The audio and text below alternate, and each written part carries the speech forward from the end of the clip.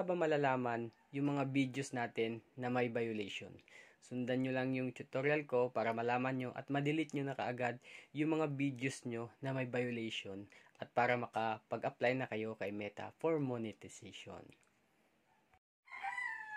So sa mga hindi nakakaalam mga ka-lifestyle, meron pong way para malaman natin na merong violation yung videos natin.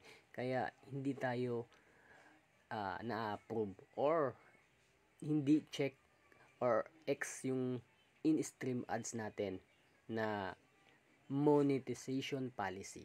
So, paano ba natin malaman? Sundan nyo lang tong tutorial video na to para ma-delete nyo na kagad yung video nyo na may violation at para makapag-apply na for monetization kay Meta.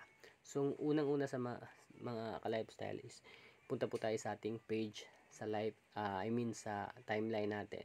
Then, pindutin natin tong upper profile picture na merong 3 lines. So, once na napindot na po natin yan, mapupunta po tayo dito. Then, hanapin po natin yung creator support. Ayan po. Then, once na nandito na po tayo sa creator support, pindutin po natin.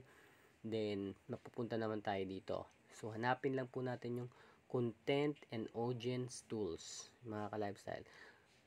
Then, after that, pag napindot na po natin yan, hanapin naman natin dito yung content standards, mga ka-lifestyle. Ito, content standard. Then, after that, pag napindot na natin, so mapupunta man tayo dito. Then, hanapin naman natin yung your content was removed, mga ka-lifestyle. So, ayan, pindutin po natin tong your content was removed. Then, after that, makikita na natin dito na ito na naman.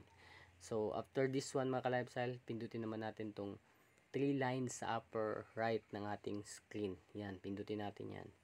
So, once na pindot natin yan, mapupunta naman tayo dito.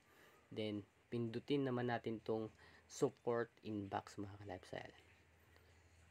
So, eto na. As you can see, meron ditong support inbox reports. So, itong reports about others, tayo ay nag-report, mga ka-lifestyle. Okay?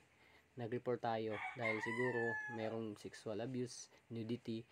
So, makikita dito kung sino yung ni-report natin. Then, ito yung pinakamahalaga. Yung videos natin na may violation, makikita dito. So, pipindutin natin tong your alerts, mga ka-lifestyle. So, once na napindot natin yan, matik, o meron akong isa, i-delete ko yan, mga ka-lifestyle, kasi violation po yan. So, ganun lang kadali, mga ka-lifestyle. I hope nasundan nyo yung video tutorial na to para ma-apply nyo, then ma-check nyo na kagad yung mga videos nyo na may violation para makapag-apply na kayo for monetization kay Meta. So, yun lang, mga ka-lifestyle. God bless sa ating lahat. Peace.